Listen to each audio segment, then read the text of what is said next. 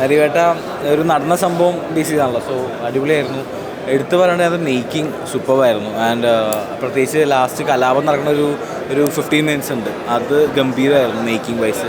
And അവസാനം നമുക്ക് അത്യാവശ്യം ഇമോഷണൽ എന്തായാലും കണക്റ്റ് ആവും. ടൊവിനോട് പെർഫോമൻസ് നല്ലതായിരുന്നു, ഇമോഷണൽ സംഭവങ്ങളൊക്കെ.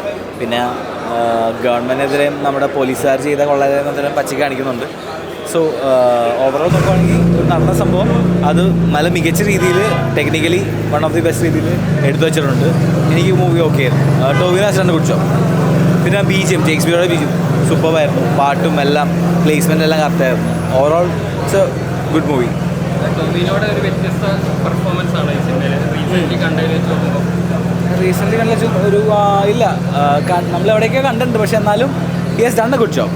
നല്ല രസമായിട്ട് ചെയ്തിട്ടുണ്ട്. ഒരു ആ ക്യാരക്ടർ നമ്മുടെ പേര് ഞാൻ പറഞ്ഞതല്ല, ആ ക്യാരക്ടർ അടിപൊളിയായിട്ട് ചെയ്തിട്ടുണ്ടായിരുന്നു. വിജയ് എന്ന് പറഞ്ഞ ക്യാരക്ടർ സൂപ്പറായിട്ട് ചെയ്തിട്ടുണ്ടായിരുന്നു.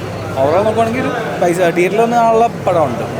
ഇതൊരു ചർച്ചയാവാൻ സാധ്യതയുള്ള സബ്ജക്റ്റാണോ ഈ സിനിമയിൽ പറഞ്ഞിരിക്കുന്നത്?